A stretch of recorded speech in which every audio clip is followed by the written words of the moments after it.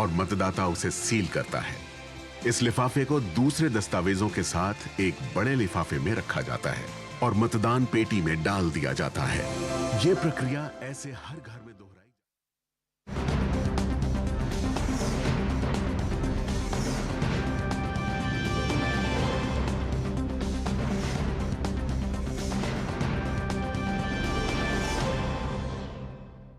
नमस्कार, mid day prime के एक और विशेष अंक में आप सभी दर्शकों का बहुत बहुत स्वागत है।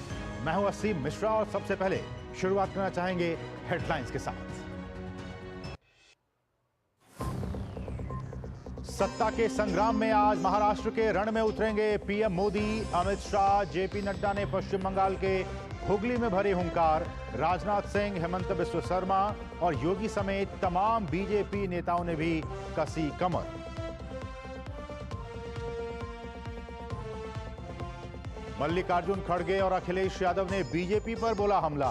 कहा 4 चरणों के बाद इंडिया गठबंधन मजबूत। राहुल गांधी ओडिशा के बलांगीर में जनसभा को किया संबोधित। विपक्षी गठबंधन की ओर से अरविंद केजरीवाल की भी होगी रैली। मायावती समेत बाकी दल के नेताओं ने भी झोंकी ताकत।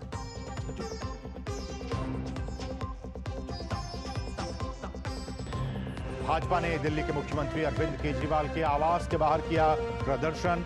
आप सांसद स्वाति मालीवाल के खिलाफ कथित दुर्व्यवहार मामले में न्याय दिए जाने की मांग की। संजय सिंह ने खुद सामने आकर दुर्व्यवहार की थी पुष्टि।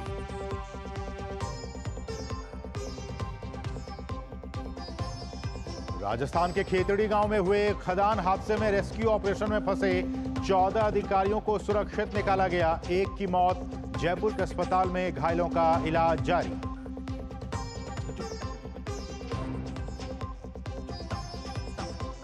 दिल्ली आबकारी नीति मामले में आरोपी मनीष सिसोदिया की न्यायिक हिरासत बढ़ी।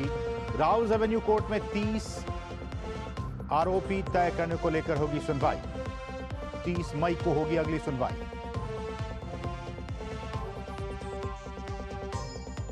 कान फिल्म फेस्टिवल में आज भारत मंडपम का होगा उद्घाटन। प्रख्यात फिल्मी हस्तियां रहेंगी मौजूद। ओपनिंग सेरेमनी में मेरिल स्ट्रिप पाम डियोर से सम्मानित।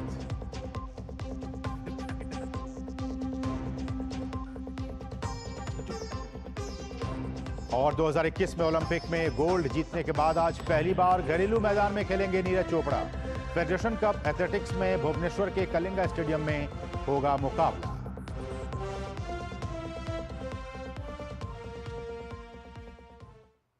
और सबसे पहले बात 24 की चुनौती की।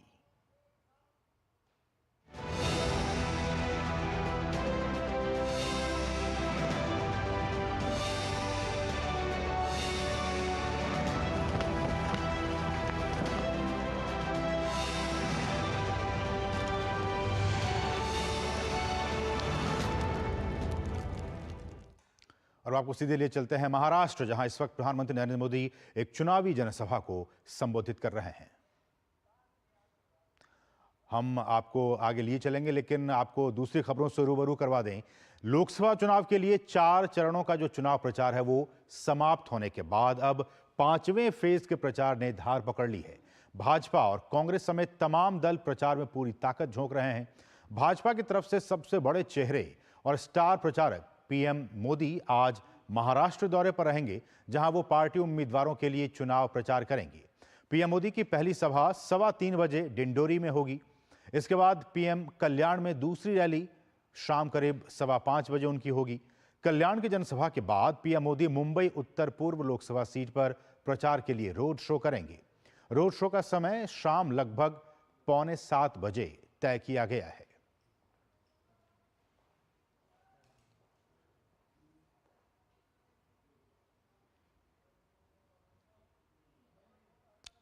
तो आज प्रधानमंत्री की ताबड़तोड़ चुनावी रैलियां हैं। आज वो महाराष्ट्र के दौरे पर होंगे, जहां वो कल्याण में एक जनसभा को संबोधित करेंगे। उसके बाद प्रधानमंत्री मुंबई उत्तर पूर्व लोकसभा सीट पर रोड शो करेंगे।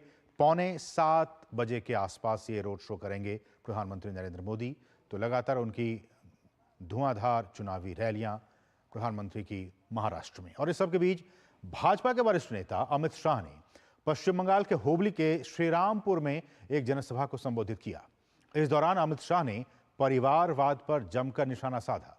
उन्होंने कहा कि एक तरफ ऐसी पार्टियां हैं जो केवल अपने अपने परिवार के लोगों के बारे में ही सोचती है, वहीं दूसरी ओर पीएम मोदी हैं जिनके लिए देश सबसे पहले है।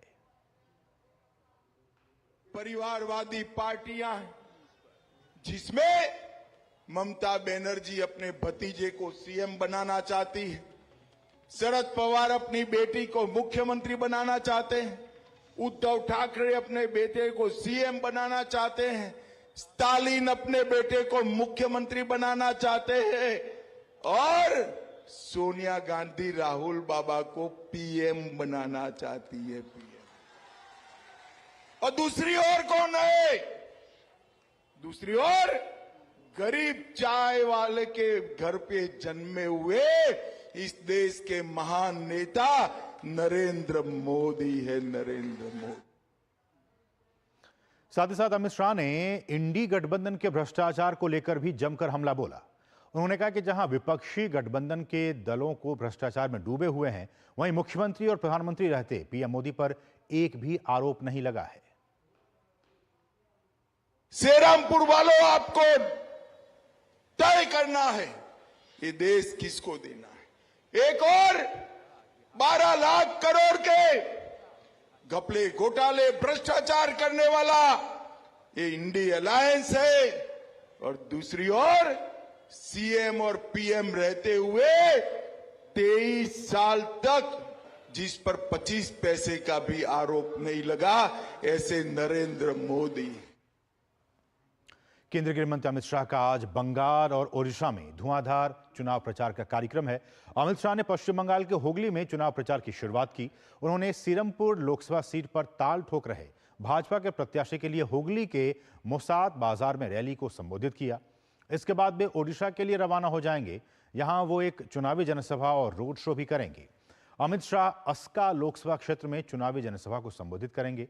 इसके बाद कटक में शाम करीब 5:30 बजे एक रोड शो करेंगे।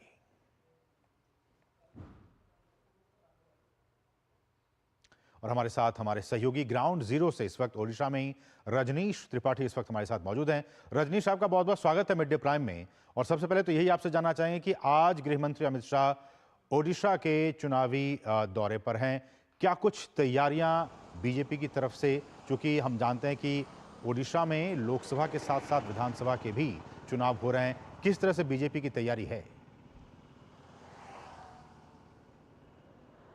देखिए असीम, अगर हम उड़ीसा की बात करें तो आज देश के गृह मंत्री अमित शाह 2 बजे अस्का लोकसभा क्षेत्र में जाएंगे, वहाँ उनकी रैली है। 5 बजे वो कटक में रोड शो करेंगे और साथ में भारतीय जनता पार्टी के जो राष्ट्रीय अध्यक्ष हैं वो भुवनेश्वर में यशोधरा एक मीटिंग है, उसको लेकर कार्यकर्ताओं के साथ बैठक करेंगे। ये बड़ी रैली है। साथ में अमित शाह का जो रोड शो होगा या फिर जो उनकी रैली होगी, यहाँ के जो बड़े मुद्दे हैं, क्योंकि 4 चरण का चुनाव हो गया है, 5वें चरण का चुनाव होना है, 5 लोकसभा सीटें हैं और साथ में विधानसभा सीटों का चुनाव हो रहा है उड़ीसा में। उन सब चीज़ों को लेकर अमित शाह, जाहिर सी बात है कि जो वर्तमान में सरकार है, राज्य सरकार नवीन पटनायक, उसको लेकर घेरेंगे कि यहाँ पे जो समस्याएं हैं, वो चाहे बिजली हो, पानी हो, सड़क हो, स्वास्थ्य हो, सुरक्षा हो, इस पे लेकर वो जाहिर सी बात है कि यहाँ की जो राज्य की सरकार है उस पर हमला करेंगे। अवश्य बिल्कुल बिल्कुल। तो लगातार बीजेपी की तैयारी है और अमित शाह वहाँ पे होंगे। और क्या कुछ बीते वर्षों में बीजेपी की सरकार ने नहीं किया है राज्य के विकास के लिए, इसको लेकर वहाँ पे वो जनता के सामने अपनी बातें रखेंगे कि अगर बीजेपी की सरकार आती है तो किस तरह से वहाँ पे बेरोजगारी को लेकर, विकास को लेकर काम किए जाएंगे। बहुत बहुत शुक्रिया रजनीश, इन तमाम ताज़ा अपडेट्स को ओडिशा से हम तक पहुँचाने के लिए बहुत बहुत शुक्रिया आपका। बढ़ेंगे आगे। आरजेडी के नेता तेजस्वी यादव ने बेरोजगारी पर सरकार से सवाल किए हैं। उन्होंने कहा कि बड़ी संख्या में युवाओं के आवेदन की उम्र निकल चुकी है, जिससे बड़ी तादाद में बेरोजगारी पैदा हुई है। आज 25 करोड़ नौजवान जो हैं ओवर एज हो गए, यानी जो युवा ओवर एज हुए हैं वो बेरोजगार हो चुके हैं। बहाली नहीं निकल रही है, कुछ नहीं हो रहा है, नौकरी नहीं मिल रही है, तो ओवर एज हो गए 25 करोड़ युवा बेरोजगार। यानी 25 करोड़ जो ओवर एज हुए हैं उनके भविष्य के साथ खिलवाड़ किया गया। और 25 करोड़ जो संख्या है वो मामूली संख्या नहीं है। और प्रधानमंत्री जी ने खुद नीति बनाई थी कि 75 साल के बाद जो है मार्गदर्शक मंडली में लोग जाएंगे। ये बनाए हुए नीति में प्रधानमंत्री मार्गदर्शक मंडली में जाए। रुकेंगे बहुत ही छोटे से ब्रेक के लिए, आप देखते रहिए मिड डे प्राइम। तुम्हें पता है इन्वेस्टर्स के लिए एक इन्वेस्टर प्रोटेक्शन फंड होता है IPF, लेकिन अगर तुम्हारा ट्रेड एक्सचेंज पर एग्जीक्यूट नहीं हुआ या फिर कोई गारंटीड रिटर्न्स वाली स्कीम है तो ये IPF आपकी मदद नहीं कर सकता है। और अगर आपका ब्रोकर ही डिफॉल्टर बन जाए तो फिर IPF आपको कॉम्पेंसेशन दिला सकता है। कहां से सीखा? NSE की साइट पर। समझ कर इन्वेस्ट कर। सबका अपने घर का सपना होगा पूरा, ये है मोदी की गारंटी।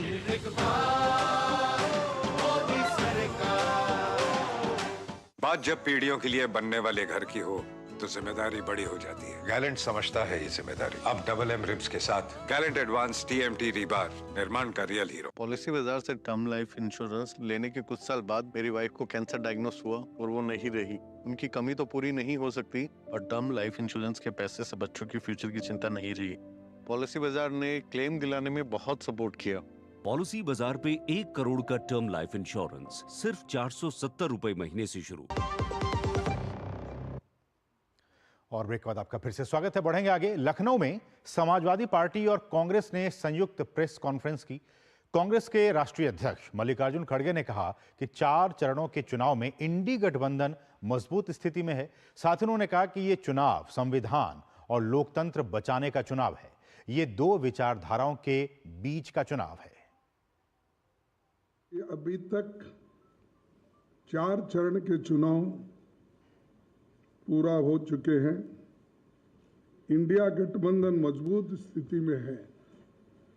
हिंदुस्तान की जनता ने मोदी जी की विदाई तय कर दी है। पूरे देश का माहौल देखकर मैं विश्वास के साथ कह सकता हूं 4 जून को इंडिया गठबंधन नई सरकार बनाने जा रही है। 2024 का चुनाव देश का सबसे बड़े महत्वपूर्ण चुनाव है। ये चुनाव देश के लोकतंत्र को बचाने का, संविधान को बचाने का ये चुनाव है। और वहीं समाजवादी पार्टी के अध्यक्ष अखिलेश यादव ने भी प्रेस को संबोधित किया। अखिलेश यादव ने भी इंडी गठबंधन की जीत का दावा किया। भारतीय जनता पार्टी का रथ फंस नहीं गया है, धंस गया है और इसीलिए उनकी भाषा बदली है। जो उन्हें अपने काम पर वोट मांगना था वो अपनी भाषणों में भाषा बदल दिए हैं। इसलिए नकारात्मक राजनीति का समय खत्म हो गया है। देश की जनता बदलाव चाहती है। वो बदलाव 4 जून को आने वाला है। इंडिया गठबंधन की सरकार बनेगी। तो चुनाव का मौसम है, हर कोई अपनी अपनी जीत का दावा कर रहा है। हमारे साथ हमारे सहयोगी लखनऊ से विकास सिंह इस वक्त हमारे साथ मौजूद हैं। विकास, आपका स्वागत है मिड डे प्राइम में। और जैसा कि हमने कहा कि हर कोई अपनी अपनी जीत का दावा करता है। चुनाव का मौसम है, चाहे वो इंडी गठबंधन की बात कर लें या फिर एनडीए गठबंधन की बात कर लें।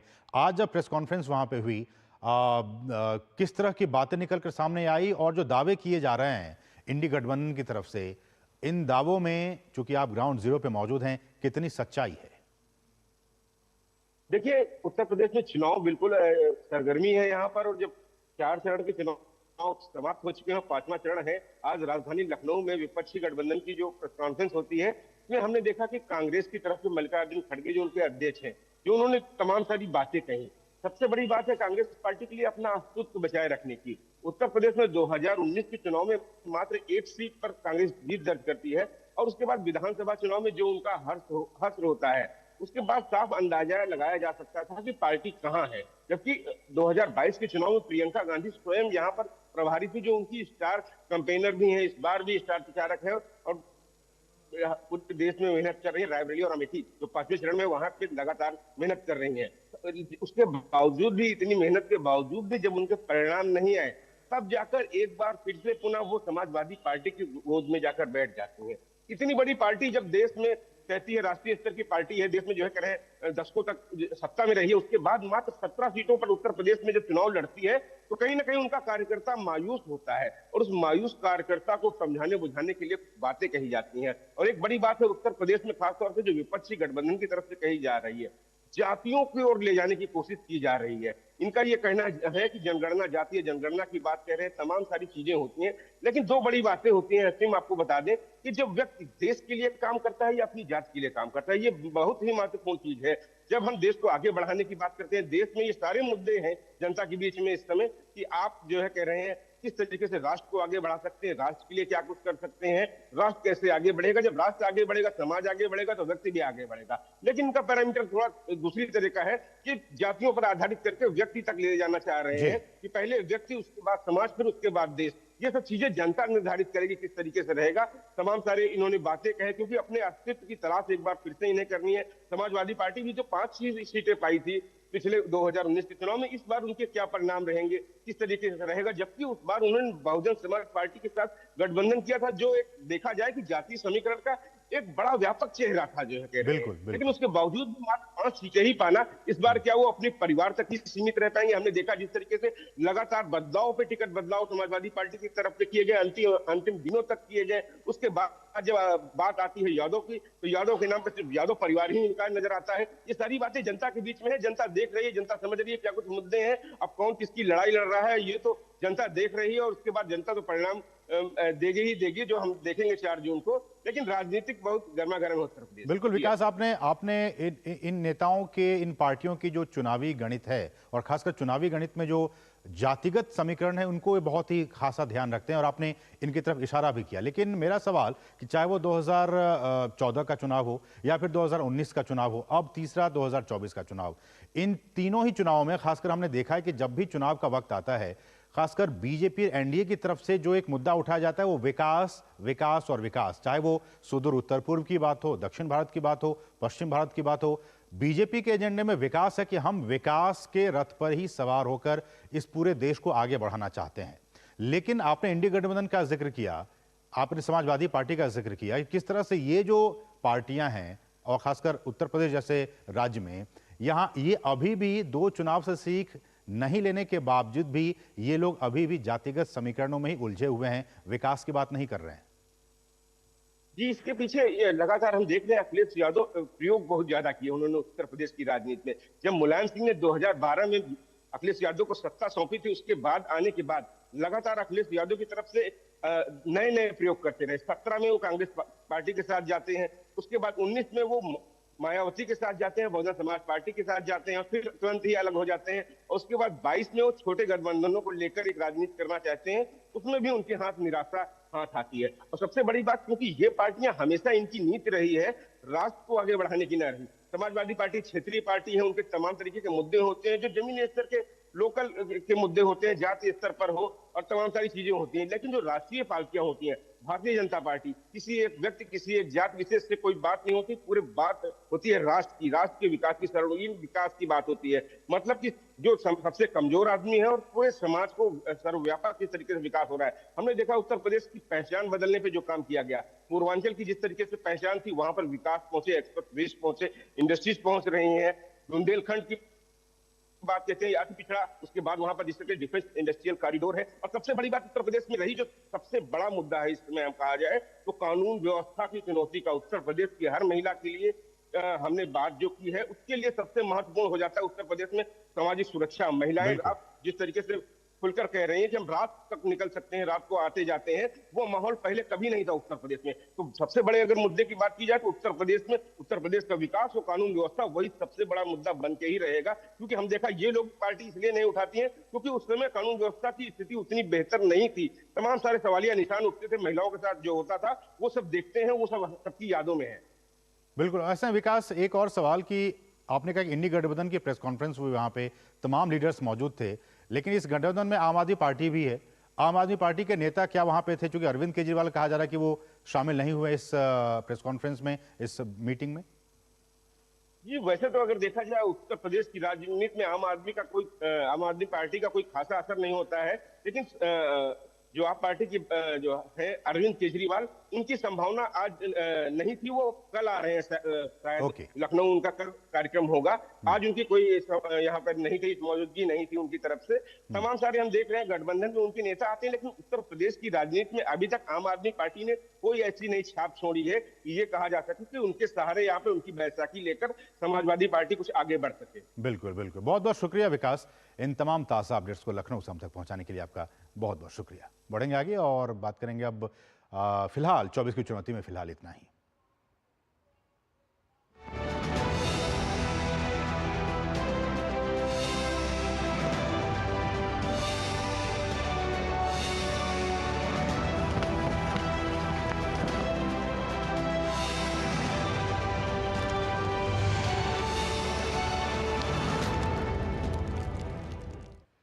और यहां रुकें एक और छोटे से ब्रेक के लिए। आप देखते रहिए डीडी न्यूज। 3 करोड़ बहनों को लखपति दीदी बनाएंगे, ये है मोदी की गारंटी।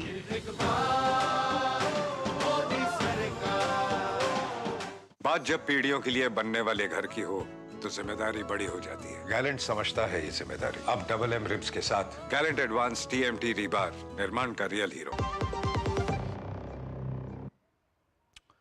और ब्रेक के बाद आपका फिर से स्वागत है। दिल्ली में महिला अपराधों के खिलाफ मुखर होकर आवाज उठाने वाली स्वाति मालीवाल अपने खिलाफ हुई कथित हिंसा के बाद भी अब तक चुप बैठी हैं। हालांकि पार्टी फोरम पर आम आदमी पार्टी के सांसद संजय सिंह ने खुद उनके साथ बदसलूकी किए जाने की बात स्वीकार कर यह कहा था कि दिल्ली के सीएम अरविंद केजरीवाल अपने सहयोगी विभव कुमार के खिलाफ कार्रवाई करेंगे। भाजपा आम आदमी पार्टी से लगातार ये सवाल कर रही है कि स्वाति मालीवाल चुप हैं या फिर उन्हें चुप कराया गया है। और इस सबके बीच स्वाति मालीवाल के पूर्व पति और आम आदमी पार्टी के पूर्व नेता नवीन जयहिंद ने पूरे प्रकरण पर दिल्ली के मुख्यमंत्री अरविंद केजरीवाल पर ही निशाना साधा है। उन्होंने संजय सिंह को अरविंद केजरीवाल का तोता बताया और कहा कि वे उनके इशारे पर काम करते हैं। दिल्ली में घटना हुई है, दिल्ली सीएम हाउस जो आप बोलते हो, ये गटर हाउस है। पहली बात तो ये, और ये घटना बहुत ही खतरनाक घटना है, बहुत बड़ा एक स्कैंडल है। इसमें मुख्यमंत्री अरविंद केजरीवाल के ऊपर भी एफआईआर होनी चाहिए, क्योंकि उसके घर में हुई है और जिसने भी ये की है उसकी औकात नहीं है ये घटना करने की, और उसकी जान को खतरा है, स्वाति की जान को, क्योंकि उसको डराया धमकाया गया है। वरना कोई ऐसे फोन नहीं करेगा पुलिस को, थाने में से वापस नहीं आओगा। अभी भी उसकी आवाज दबाई जा रही है, चुप किया जा रहा है। और इस सबके बीच दिल्ली महिला आयोग की पूर्व अध्यक्ष और आम आदमी पार्टी की राज्यसभा सांसद स्वाति मालीवाल के साथ हुए कथित अभद्रता का मामला तूल पकड़ता जा रहा है। बीजेपी ने स्वाति मालीवाल के समर्थन में सड़क पर उतर आई है। बीजेपी मामले को लेकर भाजपा के कार्यकर्ताओं ने दिल्ली के सीएम अरविंद केजरीवाल के आवास के बाहर विरोध प्रदर्शन किया और आम आदमी पार्टी द्वारा कोई कार्रवाई नहीं किए जाने पर विरोध जताया है। भाजपा के दिल्ली अध्यक्ष वीरेंद्र सचदेवा ने इस घटना को बेहद शर्मनाक बताया। उन्होंने कहा कि जब दिल्ली के सीएम हाउस में इस तरह की घटना होगी तो इससे दिल्ली में महिला सुरक्षा की स्थिति का अंदाजा लगाया जा सकता है। दिल्ली की ये बहनें एक बहन के सम्मान की लड़ाई लड़ने यहाँ आई हैं। स्वाति मालीवाल जो दिल्ली महिला आयोग की अध्यक्ष रही हैं, लगातार महिलाओं की सुरक्षा की बात करती रही हैं। अगर वो ही सुरक्षित नहीं है और वो भी मुख्यमंत्री आवास के अंदर, तो आप दिल्ली की हालत समझ सकते हैं। और दिल्ली के मुख्यमंत्री मुंह में दही जमा के बैठे हुए हैं, हाथों में चूड़ियां पहनी हुई हैं। उनके सांसद संजय सिंह इस बात को स्वीकार कर रहे हैं कि हाँ, मुख्यमंत्री आवास के अंदर एक महिला के साथ अभद्रता हुई है। तो कितना समय चाहिए आपको कार्रवाई करवाने के लिए? क्यों पुलिस में शिकायत दर्ज नहीं करवाते अरविंद केजरीवाल? इस खेल में बड़ा खेल छुपा हुआ है। उस घर के अंदर जो घटनाएं घटी हैं उसके पीछे एक बड़ी साजिश है, जो मुझे लगता है अगर पुलिस भी स्वयं इस जांच को आगे बढ़ाए तो बहुत सारी खुलासे होंगे। और नई दिल्ली लोकसभा सीट से भाजपा की उम्मीदवार बांसुरी स्वराज ने आम आदमी पार्टी के राज्यसभा सांसद स्वाति मालीवाल पर मारपीट मामले पर अरविंद केजरीवाल पर निशाना साधा है। उन्होंने इस मामले पर अरविंद केजरीवाल की चुप्पी को लेकर सवाल खड़ा किया है।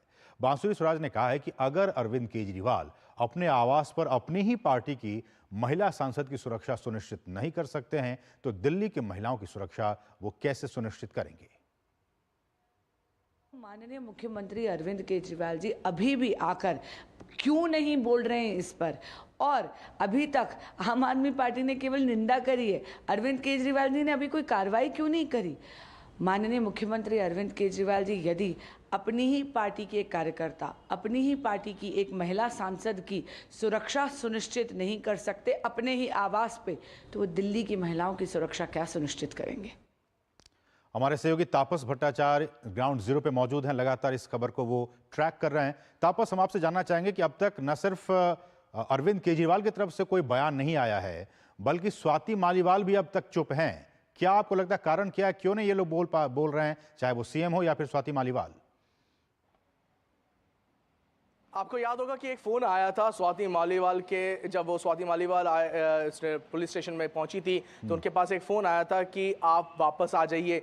किसका फ़ोन था, क्या कहा गया, किस लिए कहा गया, ये अभी भी एक रहस्य का विषय बना हुआ है। लेकिन ये तो तय है कि जब वो कंप्लेन लिखवाने आई थी, एफआईआर करने आई थी, उनके पास तब वो फ़ोन जाना और उनको जल्दी में निकलना, और फिर उससे पहले निकलने से पहले ये कहना पुलिस थाने में कि मैं वापस आऊँगी और उसके बाद नहीं आना, एक दर्शाता है कि उन पर एक प्रेशर बनाया गया कि आप ये जो सारा तथ्य है उसको बाहर मत लेके आइए।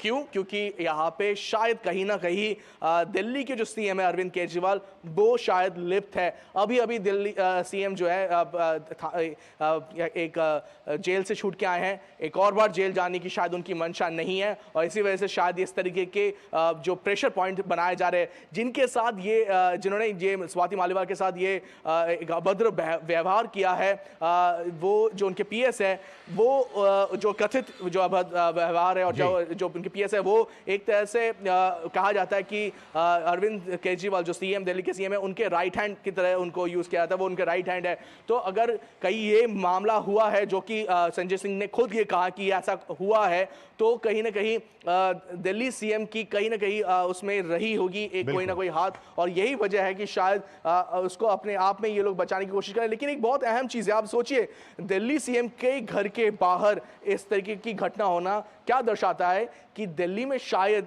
महिलाएं उस तरीके से सेफ नहीं है जिस तरीके से बात की जाती है। ये जो दोगलापन है वो एक तरह से बाहर आया है, और वो दिखाता है, वो दर्शाता है कि ये शायद कहीं ना कहीं जो दिल्ली का जो एक पूरा मंजर है वो एक तरह से वो सही नहीं है। और तापस, इतने घंटे बीत गए, इतने घंटे बीत जाने के बाद भी उनके पीएस के खिलाफ आम आदमी पार्टी ने कोई कार्रवाई, कोई एक्शन नहीं लिया है।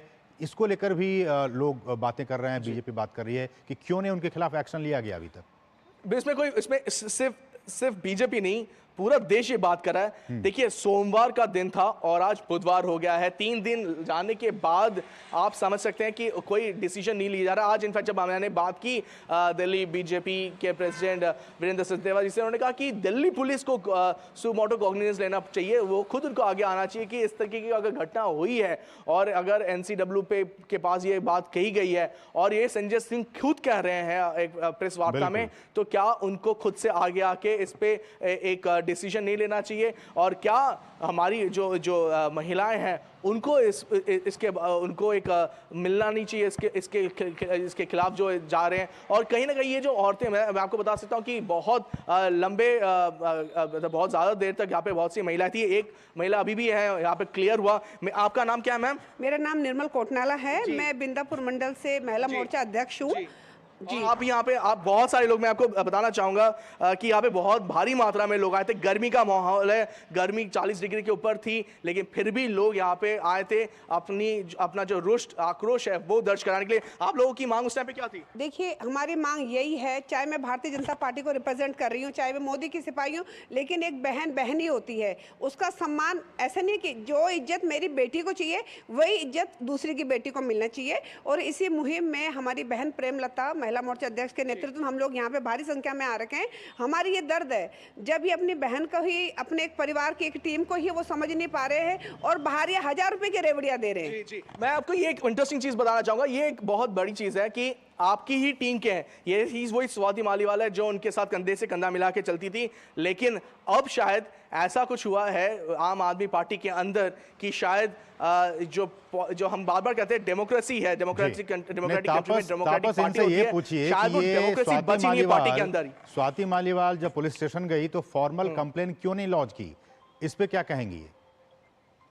नहीं जी देखिए, पूछा जा रहा है कि स्वाति मालीवाल जब पुलिस स्टेशन गई तो उन्होंने फॉर्मल कंप्लेंट क्यों नहीं लॉन्च की? आपको क्या लगता है? देखिए, जब हम इतने टाइम से किसी के साथ में हैं तो हमारे एक पेशेंस लेवल होता है, एक रिस्पेक्ट होती है। उस टीम में हम हैं, उस आम आदमी के टीम में हम हैं, तो हम उसके लिए हमारी रिस्पेक्ट होती है। लेकिन जब हमारा सब्र का बांध टूट जाता है, अब एक रिगार्ड तो होगा ना, जिस टीम में हम हैं उस टीम के मुखिया का रिगार्ड तो होगा ना। लेकिन जब उनके आत्मसम्मान पे आ गई बात, जब उनके साथ हाथापाई हुई, तब उनका सब्र का बांध टूट गया। एक जो बहन होती है, एक जो लेडीज होती है, अपना घर परिवार सबकी इज्जत लेके चलती है। तापस इनसे ये भी पूछे कि क्या बीजेपी ये उम्मीद कर रही है कि आने वाले दिनों में जिस तरह से इनके साथ अभद्रता की गई है, क्या स्वाति मालीवाल बीजेपी ज्वाइन कर सकती है? देखिए, एक बहुत इंटरेस्टिंग सा क्वेश्चन पूछा गया है कि स्वाति मालीवाल के साथ जिस तरीके का अभद्र व्यवहार किया गया है, क्या आपको लगता है कि कुछ दिनों में क्या ऐसा हो सकता है कि बीजेपी में भी वो ज्वाइन कर सकते हैं? देखिए, आगे के लिए हम क्या कर सकते हैं, लेकिन अभी हम उसको राजनीति का स्वरूप ना दे। अभी आप बहन की पीड़ा को समझे, उनकी सिचुएशन को समझे। ये देखिए आप कल क्या होगा, अभी आप उनके दर्द को समझे। दर्द समझना इंपॉर्टेंट है। क्या वो ज्वाइन करती है नहीं करती है वो अलग बात है। इनका ये मानना है कि एक औरत, वो भी दिल्ली सीएम के आवास के बाहर, उनके साथ बदसलूकी की जाती है। क्या उसमें दिल्ली सीएम खुद उसमें लिप्त है, या अगर नहीं है तो क्यों एक्शन नहीं लिया गया? अभी तक हमने स्वाति मालीवाल के फॉर्मर हस्बैंड की बाइट को भी सुनाया, जिसमें वो साफ तौर पे कह रहे हैं कि उनकी जान को भी खतरा है, एक बहुत बड़ी साजिश है और उनकी जान को खतरा है। ये एक बहुत बड़ी बात उनके फॉर्मर हस्बैंड की तरफ से बाइट निकल कर आई है। जी बिल्कुल, और इसमें कोई संदेह नहीं होना चाहिए, क्योंकि आप जिस तरीके से आप सोचिए, आपने पीसीआर फोन किया, स्वाति मालीवाल ने पहले पीसीआर फोन किया, उसके बाद पुलिस स्टेशन गई फॉर्मल कंप्लेंट लिखाने के लिए, लेकिन उनके पास फोन आया, प्रेशर दिया गया कि आप वापस आइए, आप कंप्लेंट ना लिखवाइए। वो अगर आई है वापस और 3 दिन तक अभी तक चुप्पी बनी है, तो कहीं ना कहीं एक ऐसा अंग्रेजी में एक शब्द है ड्यूरेस, डर। क्या डर के साए में कहीं ना कहीं तो जरूर है, क्योंकि इतना कुछ हुआ और स्वाति मालीवाल वैसे ही एक फायर ब्रांड लेडी है और वो चुप बैठी है, तो कहीं ना कहीं कुछ तो बात जरूर है। दूसरी अहम चीज है कि जो पीएस जिसका बार बार ये जिक्र आ रहा है, जिन्होंने ये जो बदसलूकी की है, वो कहा जाता है कि वो राइट हैंड है अरविंद केजरीवाल के। तो लोग यही जानना चाहते हैं, क्या अगर राइट हैंड कुछ कर रहा है तो क्या जिनके बिना पे कर रहा है उन्होंने उनको उकसाया या उन्होंने उनको कहा नहीं होगा?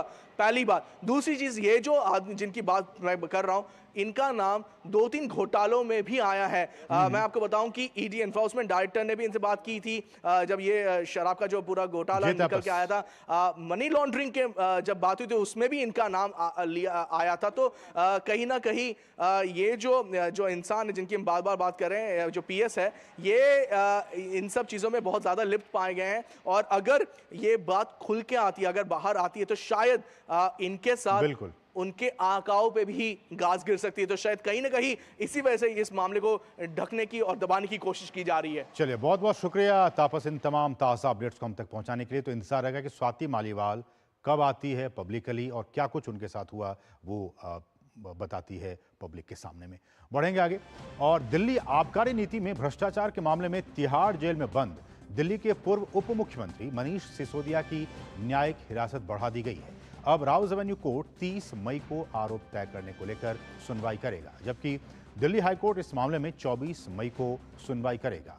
सीबीआई केस में आरोपियों पर चार्ज फ्रेम करने पर सुनवाई होनी है। सिसोदिया को पिछले साल फरवरी में ईडी ने गिरफ्तार किया था, उसके बाद से वो जेल में बंद है। और अपनी गिरफ्तारी को चुनौती देने वाली न्यूज क्लिक के संस्थापक प्रवीर पुरकायस्थ की याचिका सुप्रीम कोर्ट ने स्वीकार कर और पुरकायस्थ को रिहा करने का आदेश दिया है। सुप्रीम कोर्ट ने कहा है कि प्रवीर पुरकायस्थ को गिरफ्तारी के आधार नहीं बताए गए, जो कि सुप्रीम कोर्ट के पंकज बंसल मामले के फैसले के मद्देनजर गलत है।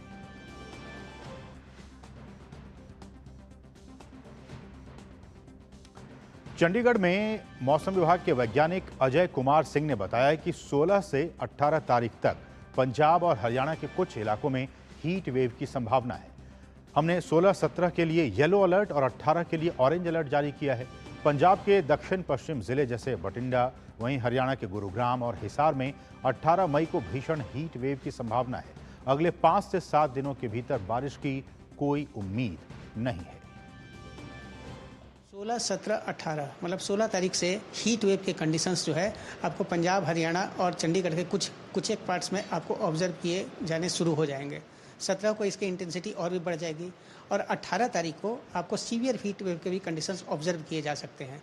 मतलब कि अब लोगों को जानलेवा गर्मी के लिए 16 तारीख से तैयार रहना पड़ेगा, जिसकी इंटेंसिटी अभी बढ़ने वाली है। हमने 16, 17 को येलो अलर्ट दिया है और आपको 18 को हमने इसका ऑरेंज अलर्ट दिया हुआ है। अब लोगों को सबसे पहले कि ज़रूरत पड़ने पर ही आप घर से बाहर निकलें, और यदि आप घर से बाहर भी निकलते हैं तो कोशिश करें कि अपने चेहरे, मुंह और सर को सफ़ेद कपड़े से अच्छी तरीके से ढक के रखें। 7 दिनों तक हमको ऐसा कोई सीन नहीं दिख रहा है कि कहीं आपको बारिश होने की संभावना है, तो हम कह सकते हैं अगले 5 से 7 दिनों तक गर्मी से आपको राहत नहीं मिलने वाली है।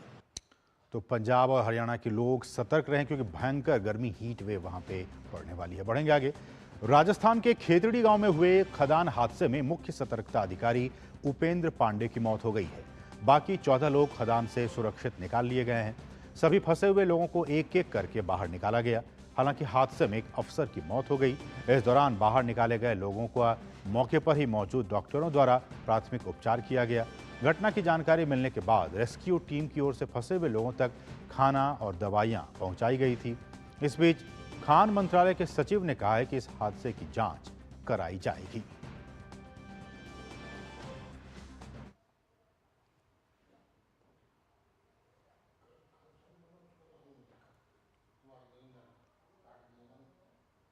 इमरानगंज बाजार में समय करीब 9:30 बजे प्रातः श्री आशुतोष श्रीवास्तव को 2 अज्ञात बाइक सवार बदमाशों द्वारा गोली मारी गई थी, जिन्हें तत्काल इलाज हेतु प्राथमिक स्वास्थ्य। बढ़ेंगे आगे। बात करेंगे आशुतोष श्रीवास्तव पत्रकार की। जौनपुर के पत्रकार आशुतोष श्रीवास्तव की हत्या के मुख्य आरोपी और साजिशकर्ता को पुलिस ने मंगलवार की देर रात मुंबई के भिवंडी थाना क्षेत्र से गिरफ्तार कर लिया है। इस घटना में शामिल अन्य लोगों को पकड़ने के लिए पुलिस दबिश दे रही है। इस संदर्भ में क्षेत्राधिकारी अजीत सिंह चौहान ने बताया है कि मृतक की पत्नी की तहरीर पर पुलिस ने मंगलवार की देर रात 4 नामजद सहित 5 अज्ञात के विरुद्ध मुकदमा दर्ज कर हत्या के खुलासे के लिए कई टीमें लगाई थी। इसमें पूछताछ और जांच के बाद मंगलवार की देर रात में ही हत्या के साजिशकर्ता और मुख्य अभियुक्त जमीरुद्दीन कुरैशी का नाम प्रकाश में आने के बाद एक टीम को तत्काल मुंबई भेजा गया, जहां से उसे गिरफ्तार कर लिया गया। इमरानगंज बाजार में समय करीब 9:30 बजे प्रातः श्री आशुतोष श्रीवास्तव को 2 अज्ञात बाइक सवार बदमाशों द्वारा गोली मारी गई थी, जिन्हें तत्काल इलाज हेतु प्राथमिक स्वास्थ्य केंद्र शाहगंज ले जाया गया, लेकिन रास्ते में ही उनकी मृत्यु हो गई थी। इस घटना के अनावरण हेतु कई पुलिस टीमों को लगाया गया था। तत्काल एक पुलिस टीम महाराष्ट्र भेजी गई, जिनके द्वारा महाराष्ट्र पुलिस के सहयोग से भिवंडी थाने में उन्हें जमीरुद्दीन को गिरफ्तार किया गया। और अब बात कान फिल्म फेस्टिवल की।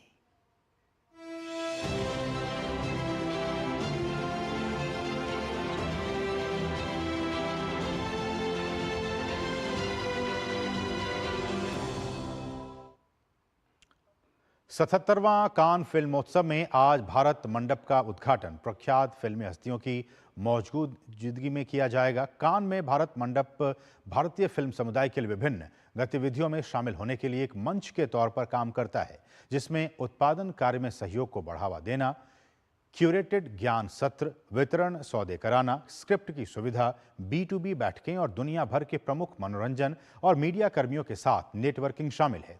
इस मंडप का आयोजन राष्ट्रीय फिल्म विकास निगम उद्योग भागीदार के रूप में भारतीय वाणिज्य एवं उद्योग महासंघ के सहयोग से करेगा। भारत पहली बार कान फिल्मोत्सव में भारत पर्व की मेजबानी कर रहा है। इसके साथ ही महोत्सव में आज कई सारी फिल्में भी दिखाई जाएंगी।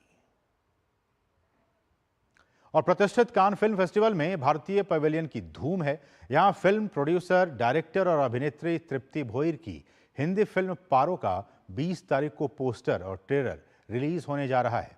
क्या है इस फिल्म में, इस पर बात की हमारी सहयोगी शमा मिश्रा ने पारो फिल्म की प्रोड्यूसर तृप्ति भोईर के साथ।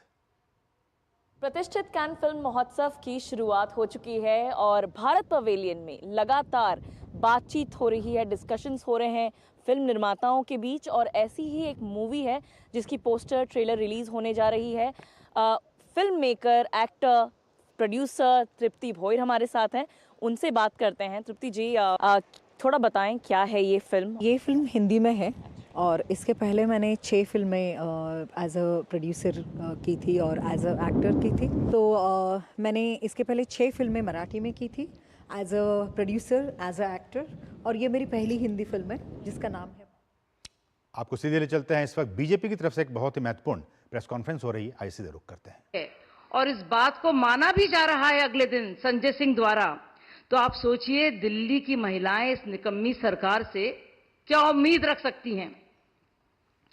मैं इन सब लोगों को बहुत नजदीक से जानती हूं, उनके साथ मैंने बहुत वक्त गुजारा है। उन सबके आपसी रिश्ते क्या हैं, क्या इनर डायनामिक्स हैं, उसका खासा इल्म है मुझे।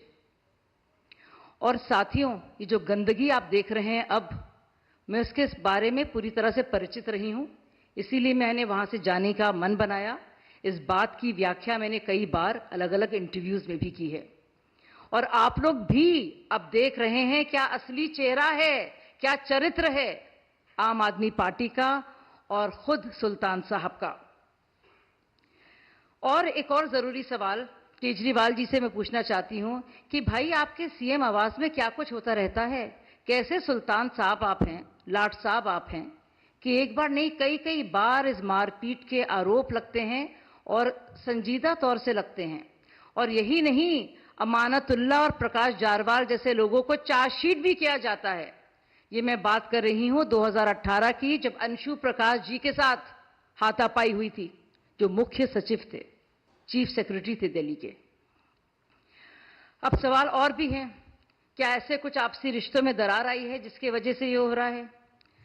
अरविंद केजरीवाल देश की जनता को बताएं कि 13 मई को सीएम हाउस में जो बदनाम घटना हुई है उसका काला सच क्या है।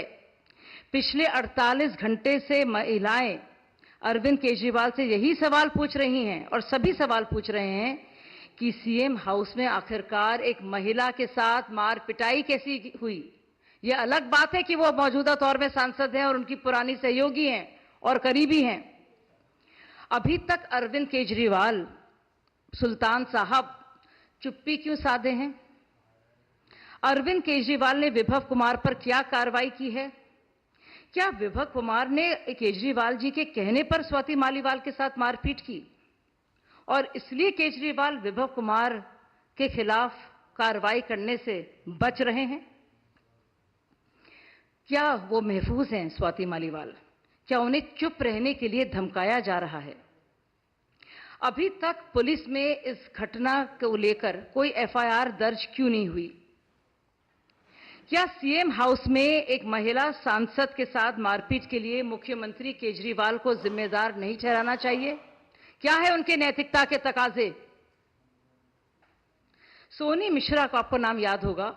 सोनी मिश्रा ने जो अपने साथ बदसलूकी को लेकर जो नरेला के तब के एमएलए शरद चौहान कर रहे थे, जब इस घटना के बारे में बताते हुए रोते पीटते हुए जब वो केजरीवाल जी के पास गईं, तो केजरीवाल जी ने क्या कहा? कॉम्प्रोमाइज कर लो। उसके बाद सोनी मिश्रा आत्महत्या करने पर मजबूर हुई। क्या ये माना जाए, और ये जहन में मेरे बात आ रही है कि क्या स्वाति मालीवाल पर भी कॉम्प्रोमाइज करने के लिए किसी तरह का दबाव डाला जा रहा है?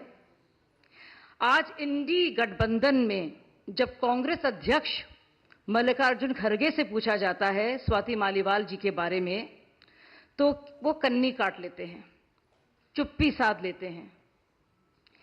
एक महिला सांसद के खिलाफ दिल्ली के मुख्यमंत्री आवास पर हुई मारपीट पर इंडी गठबंधन क्यों चुप है? लड़की हूं, लड़ सकती हूं। प्रियंका वाड्रा जी नारे तो बहुत लगाती हैं, इस पर चुप क्यों हैं? सोनिया गांधी चुप क्यों हैं? ममता बनर्जी चुप क्यों हैं? और खुद उनकी साथी अतिशी मर्लिना चुप क्यों हैं? क्या इंडी अलायंस के पोस्टर बॉय केजरीवाल जी को लेकर इंडी अलायंस के बाकी नेता कुछ उनसे सवाल जवाब करेंगे कि इस बात पर वो मौन रखेंगे? साथियों, निर्भया आंदोलन के वक्त से जब से पार्टी बनी है, हम लोगों ने सड़कों पे जाकर महिला सुरक्षा के लिए ऐसी लड़ाई लड़ी है, लाठियां खाई हैं, आंसू गैस झेले हैं हम लोगों ने। और आज का दिन ये कि दिल्ली के मुख्यमंत्री के घर पर, शीश महल के सुल्तान के घर पर बाकायदा मार पिटाई हो रही है और अभी तक कोई साफ सुथरा जवाब नहीं मिल पा रहा है। सीधे तौर से यह पता नहीं चल पा रहा है कि उस 13 मई के दिन सुबह के वक्त क्या हुआ जिसने मजबूर किया स्वाति मालीवाल को 2 इमरजेंसी फोन कॉल करने पर और फिर पुलिस थाने जाने पर। धन्यवाद। I would like to say that it is indeed shocking that Kejriwal तो भाजपा लगातार हमलावर है आम आदमी पार्टी पर और लगातार उनसे सवाल पूछ रही है बीजेपी कि आखिर उस दिन क्या हुआ था, लोगों को बताएं। विभव कुमार जो पीएस है उनके खिलाफ क्या कार्रवाई की गई वो बताएं। सुल्तान, उन्होंने कहा कि शीश महल के सुल्तान, वो अब तक इस पर क्यों चुप हैं, वो लोगों को जवाब दें। महिला सुरक्षा, महिलाएं खुद उनकी पार्टी में सुरक्षित नहीं हैं, जो महिलाओं की सुरक्षा को लेकर बड़े बड़े दावे करते हैं। तो आप साथ से इल्मी को सुन रहे थे जो कि प्रेस कॉन्फ्रेंस के जरिए ये सारी बातें रख रही थी। बढ़ेंगे आगे, बात करेंगे कान फिल्म फेस्टिवल की, जहां की इस फेस्टिवल का जो जादू है वो लोगों के सर पर चढ़कर बोल रहा है। यहाँ कई ऐसे लोग हमें दिखाई दिए जो कि भारतीय और भारतीय संस्कृति के प्रति प्रेम की भावना से ओतप्रोत हैं, उनके दीवाने। ऐसे कुछ ब्यूटी क्वीन से बात की हमारी सहयोगी श्यामा मिश्रा ने। जैसा कि माना जाता है कान फिल्म फेस्टिवल में हर दिन रोमांचक होता है और आज का ये रोमांच जो अगर आप देखें तो यहाँ पर ये खूबसूरत क्वींस हैं और यहाँ पर ये आए हुए हैं एक पर्पस से। हमारे साथ हिलेई हैं, उनसे बात करते हैं। हिलेई अफ़गान की एक सिटीज़न है पर वो हिंदी बोलती हैं। भारत के हिसाब से अगर आप देखें, लिहाज से देखें तो आपने कहा आपको हिंदी भी आती है और हिंदी आप कह भी रही हैं, भारत आपके दिल में होता है, तो कैसे देख रही हैं भारत की पार्टिसिपेशन को? पार्टिसिपेशन तो पता नहीं मैं क्या बोलूं, लेकिन मुझे भारत सच में मेरे दिल में रहता है क्योंकि इनके लोग जो है ना बहुत स्वीट है, बहुत काइंड है और बड़े बड़े, हमने शाहरुख खान को देखा और अमिताभ बच्चन, तो यहाँ पर मैं हमेशा इंडियन को आसपास देखती हूँ। मैं I don't know what else to say, I love India. Afghanistan लोग इंडिया से मोहब्बत करते हैं, टोटल अफगानिस्तान लोग जो हैं बहुत ज़्यादा मोहब्बत करती हैं इंडिया के साथ। You must have realized that they are talking about the love for India.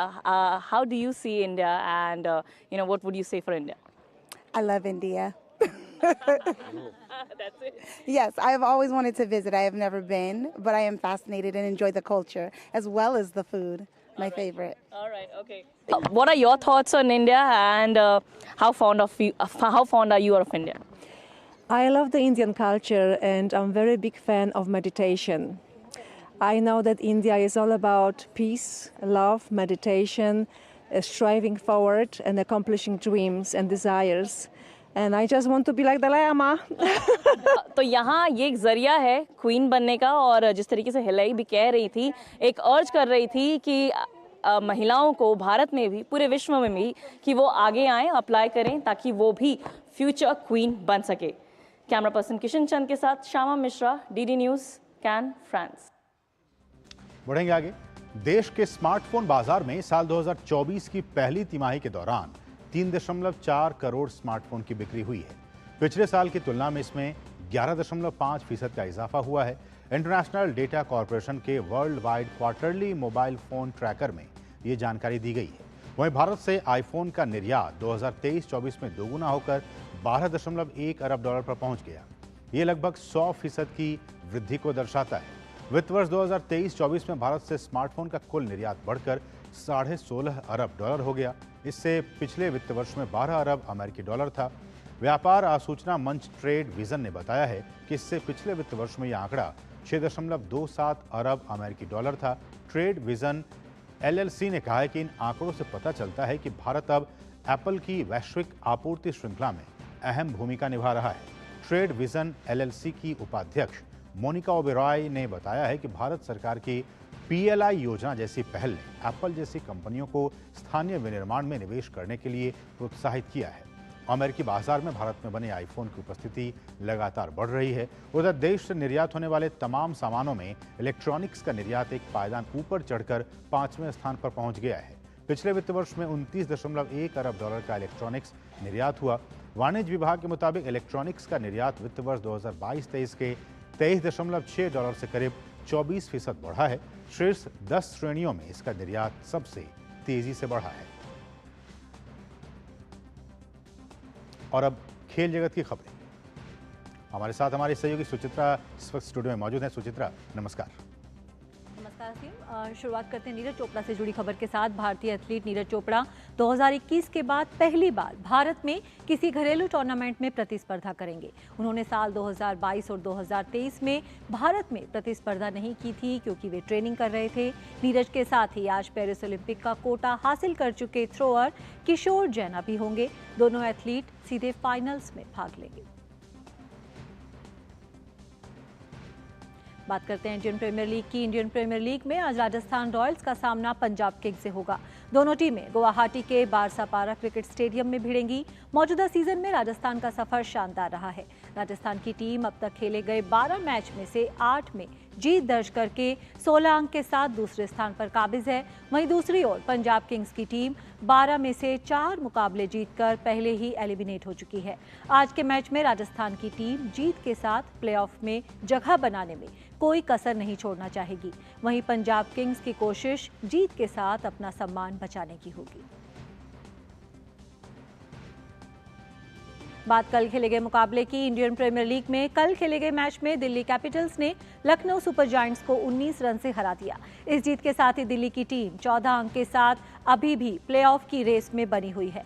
मुकाबले में दिल्ली ने पहले बल्लेबाजी करते हुए निर्धारित 20 ओवर में 4 विकेट गंवाकर 208 रन बनाए। दिल्ली के लिए अभिषेक पौरेल ने 33 गेंद में 58 रन और ट्रिस्टन स्टब्स ने 25 गेंद में 57 रन की नाबाद पारी खेली। जवाब में लखनऊ की टीम 20 ओवर में 9 विकेट पर 189 रन ही बना पाई और उन्होंने ये मैच गंवा दिया। लखनऊ के लिए निकोलस पूरन ने 27 गेंद में 61 रन की पारी खेली। वहीं अरशद खान 33 गेंद में 58 रन बनाकर नाबाद रहे। दिल्ली की तरफ से ईशांत शर्मा ने 3 विकेट झटके। बात करते हैं फुटबॉल की। इंग्लिश प्रीमियर लीग में मैनचेस्टर सिटी शीर्ष पर पहुंच गई है। मैन सिटी ने टॉटनहैम हॉटस्पर्स को 2-0 से हरा दिया।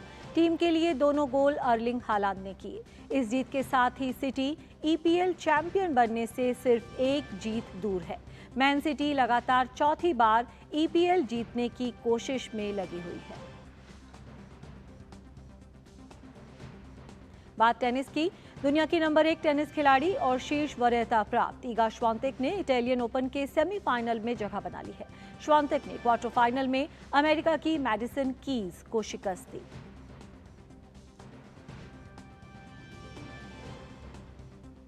कोको गॉफ ने भी इटालियन ओपन के सेमीफाइनल में जगह बना ली है। क्वार्टर फाइनल मुकाबले में कोको गॉफ ने चीन की झेंग किनवेन को हराया। सेमीफाइनल में गॉफ का सामना इगा श्वांतेक से होगा।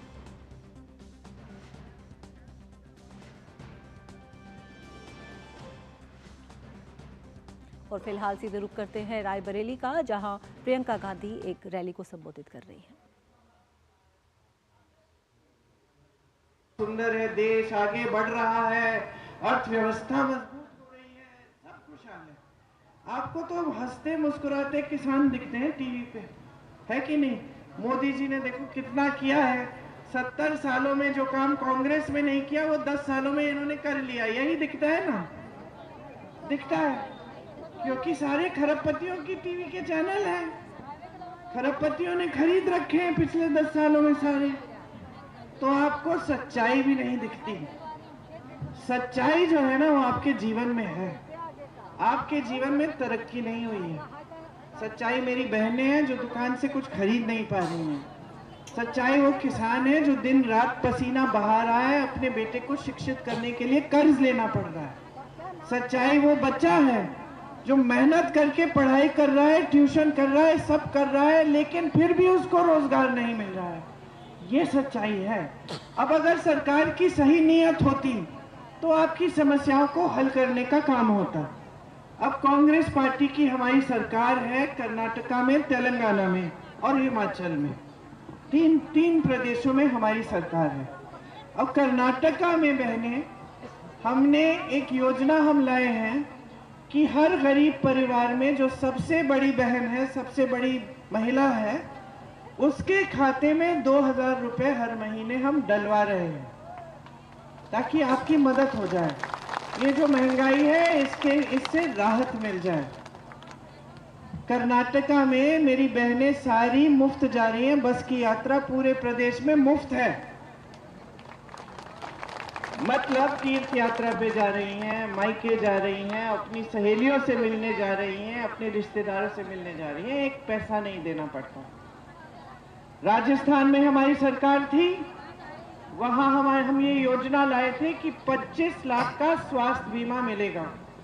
मतलब अगर तो अभी आप ये सीधी तस्वीरें देख रहे थे उत्तर प्रदेश के रायबरेली से, जहां कांग्रेस की महासचिव प्रियंका गांधी वाड्रा एक चुनावी जनसभा को संबोधित कर रही थी।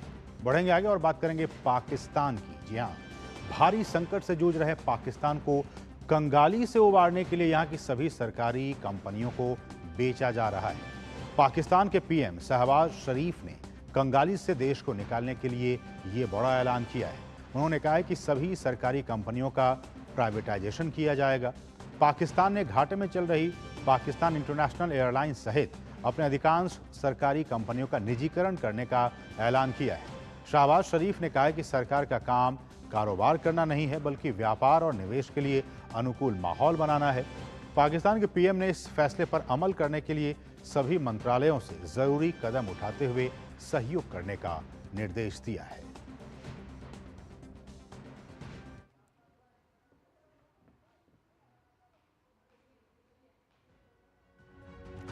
तो इस खबर के साथ ही मिड डे प्राइम के आज के संग में बस इतना ही। मुझे और हमारी पूरी टीम को दीजिए अनुमति। नमस्कार।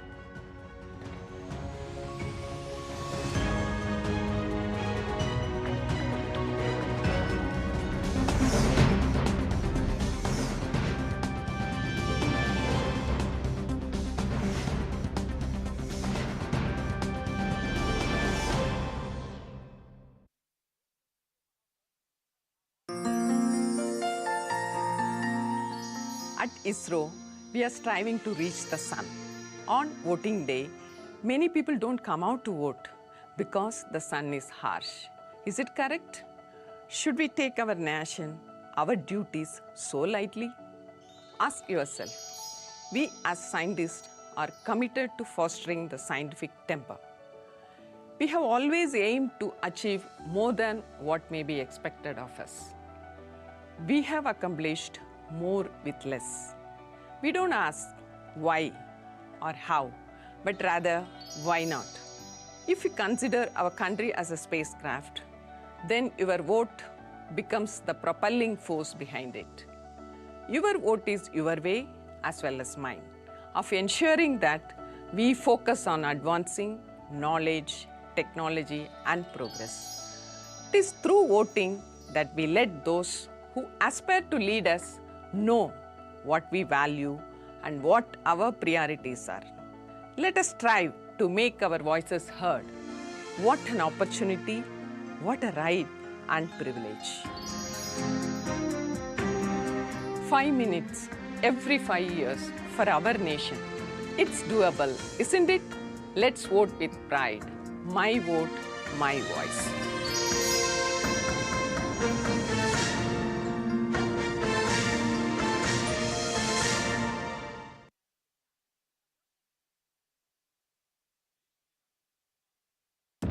क्या हुआ नवाब साहब, सब खैरियत तो है? साजिदा दिल्ली गई है, दंगों के बीच फंस गई है। हमिदुल्लाह को मैंने समझाने का बहुत कोशिश किया, लेकिन वो जिद पर अड़ गया है। बहुत जिद्दी आदमी है, स्टबर्न है। जिन्ना ने तो खाली हाथ वापस भेज दिया ना, एक भी पैसा देने से इनकार कर दिया है। और भोपाल की जनता जो है वो पाकिस्तान में जुड़ने के विरोध में है।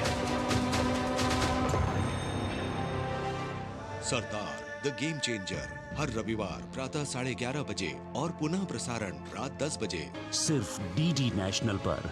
देश का पहला चैनल, देश का अपना channel. Jagannath temple East India Company के अंडर है और जो भी रीजन हमारे अंडर है we will continue with that और तुम्हें 1 इंच भी वापस नहीं देंगे। इन दुष्टों ने मंदिर हमसे छीन लिया, लेकिन हमसे हमारी संस्कृति नहीं छीन सकते। मुझे उसकी आंखों में मेरा डर दिखना चाहिए। जगबंधु ने ऑलरेडी कंपनी को बहुत डैमेज कर दिया। At times to save face, it's better to accept defeat. देखिए स्वराज प्रत्येक रविवार प्रातः 9 बजे, पुनः प्रसारण रात 9 बजे, सिर्फ डीडी नेशनल पर। देश का पहला चैनल, देश का अपना चैनल। सियासी बिसात पर राजनीति का गुणाभार, गठबंधन की सियासत, बदलते रिश्ते, नेताओं की बयानबाजी। देखिए 24 की चुनौती